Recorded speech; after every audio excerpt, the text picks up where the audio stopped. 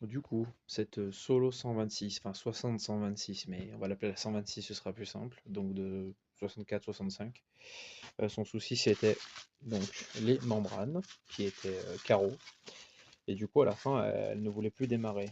Donc, on a arrêté là. Et c'était il y a une paire d'années. Donc maintenant, on va juste vérifier s'il y a de l'allumage, premièrement. La clé magique. Tac. Sans triche, hein. Noir. Bon. Petit coup de nettoyage, elle est pas trop vilaine. Il n'y a plus qu'à. On va tester ça. Non? Ouais, c'est bon. Je précise que avant le moteur, je lui ai mis un peu d'huile, hein. Donc pas de panique, tout va bien. Ce qui est marrant, c'est que des fois on se plaint des torx, mais là on est sur une époque où la tête plate régnait en maître. On put-up ce capot.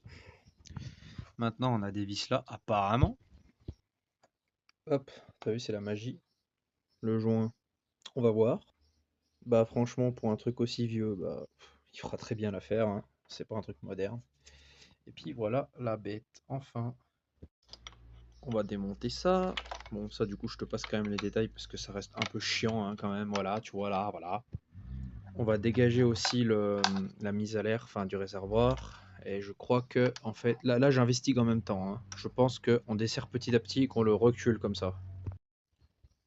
Il y avait un peu plus de démontage que ce que j'avais dit tout à l'heure parce que, en fait, en enlevant ça, là, je savais qu'il y avait une bille dedans, là-dedans, tu vois, avec un ressort. Le ressort est là.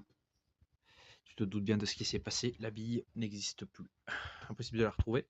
Le temps d'en trouver une, bah, je vais boucher provisoirement. En fait, ça, qu'est-ce que c'est? C'est le graissage de la chaîne là-dessus, il se fait par dépression. Du coup, tu as un raccord sur le moteur. Donc, du coup, je vais boucher là pour pas que ça fausse le mélange. Sinon, il y a une chance sur deux qu'elle tourne mal. Bref, on verra ça après. Mais là, pour l'instant, bah, on en est là, quoi. Donc, démontage, nettoyage de ce truc. Le Tillerston H, je sais plus quoi.